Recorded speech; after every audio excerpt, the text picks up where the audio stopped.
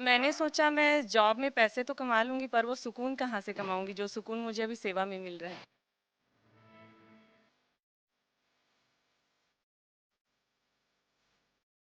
सारे जीव जंतु प्यार के ही भूखे रहते हैं, और दुनिया में ऐसे कोई जीव जंतु नहीं है जिन्हें हम प्यार से उन्हें अपने पास ना रख सकें।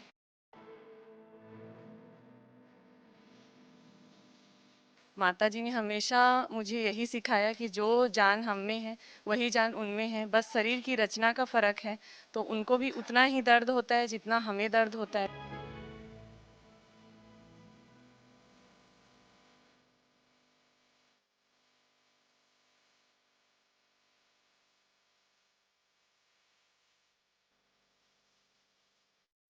और ये सारे बच्चे कुछ ज़्यादातर करंट से ही जले हुए हैं, क्योंकि अभी इतनी सारी कॉलोनियाँ बन रही है, जंगल सारे कट रहे हैं, इनके पास कोई ऑप्शन नहीं है सिटी में आने के लिए। तो सिटी में आ रहे हैं और बड़ी से बड़ी दुर्घटना का शिकार हो रहे हैं।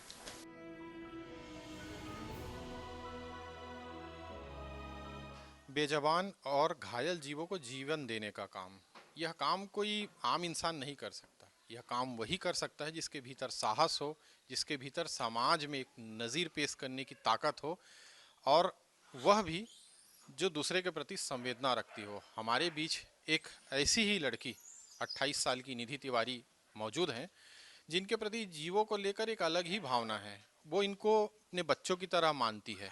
कुत्ते, घोड़े, बंदर, हाथी, गाय, बकरी और न जाने ऐसे कई जीव जिन्हें इन्होंने जीवन दिया।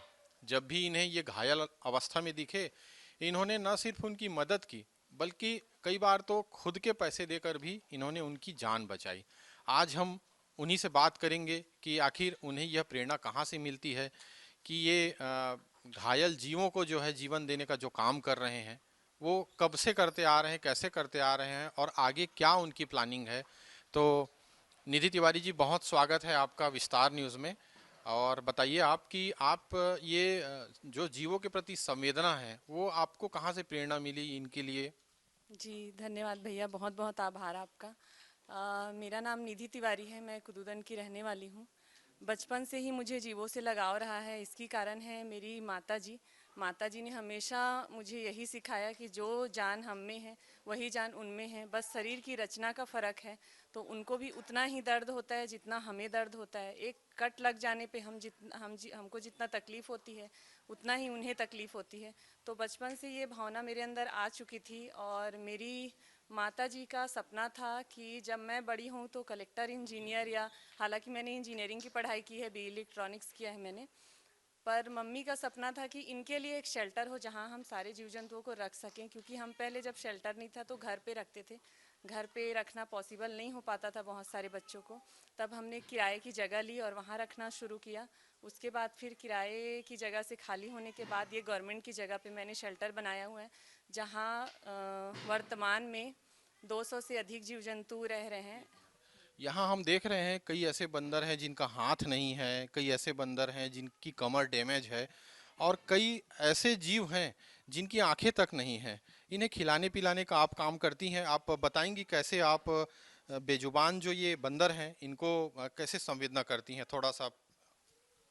सारे जीव जंतु प्यार के ही भूखे रहते हैं, और दुनिया में ऐसे कोई जीव जंतु नहीं है जिन्हें हम प्यार से उन्हें अपने पास ना रख सकें।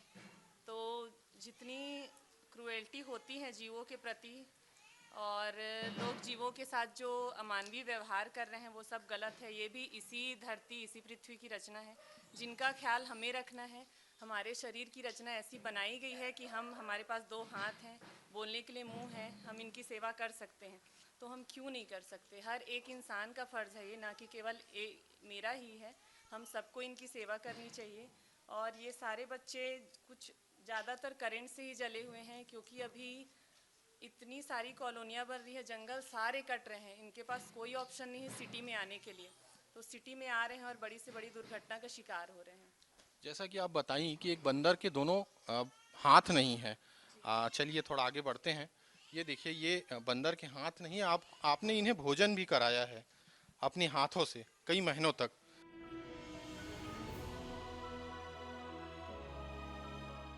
न सिर्फ पालतू जीव बल्कि कुछ खतरनाक जीव जिनमें कबरबिज्जू भी हैं, जिनके लोग पास जाने से भी डरते हैं, उनका भी आपने रेस्क्यू किया हुआ है। बताते हैं कि आपने उन्हें खुद गाड़ी में बैठाकर अपनी स्कूटी में लाया था इस शेल्टर तक। तो आप ये सब काम कैसे कर लेती हैं? जी, मुझे जब आपको किसी से अनंत प्रेम होता है तब आप उनके लिए कुछ भी कर सकते हैं। तो मेरी यही कहानी है, मुझको इनसे इतना ज़्यादा प्रेम है कि मैं बड़ा से बड़ा खतरा भी लेने के लिए रेडी रहती हूँ। मुझे अभी तक पचासों बार मंकियों ने बाइट किया है। अगर मैं चाहती तो डर के रेस्क्यू छोड़ सकती थी, पर इन जीवों को बहुत ज़्यादा ज़रूरत है। मैं तो अपना जीवन जी सकती हूँ, मुझे काटेंगे तो मैं अपना प्रिकॉशन ले सकती हूँ, पर इन बेचारों को अगर मैं काटने के डर डर से छोड़ देती हूँ तो इनका कोई भी नहीं है करने वाला। हालांकि फॉरेस्ट की टीम रेस्क्यू करती है, पर वो हर जगह नहीं जा सकते, इसलिए मैं उनकी मदद ही कर रही हूँ। अब तक आपने कितने ऐसे जीवों की जान बचाई होगी? मैंने काउंट तो नहीं किया है, पर लगभग 15 से 20 हज़ार जीवों को मैंने अब तक नया जीवन दान दिया है। एक कहानी आपके बारे में और सुनते हैं कि आप लोको पायलट में आपका चयन हो गया था और फिर आपने शायद वो जीवों के कारण ही उस वो मतलब वहाँ भी ज्वाइन करना या आगे बढ़ना उचित नहीं माना। सच है क्या ये? जी बिल्कुल, मैंने बीई इलेक्ट्रॉनिक्स किया था एलसीआईटी से, और मेरा कई जगह कैंपस सिलेक्शन भी हुआ था।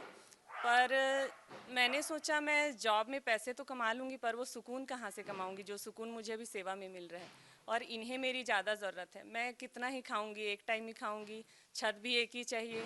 तो हम पूरी फैमिली अपने लिए उतना नहीं सोचते हैं, बस जो है इनके लिए ही सोचते हैं, इनके लिए ही करते हैं। तो जैसा कि देखा आपने कि एक 26 साल की लड़की लोको पायलट की नौकरी छोड़ करके जीवों को जीवन देने का काम कर रही हैं। ये साहस का काम है और इनके प्रति संवेदना भी है समाज के लोगों की। और आगे भी उनका यही संकल्प है कि जैसा उनकी माँ ने उन्हें सिखाया है कि जीवों के प्रति वो अपनी संवेदनाएं हमेशा पूरे जीवन व्यक्त करती रहेंगे। और कैमरामैन छवि कश्यप के साथ आशीष दुबे, विस्तार न्यूज़।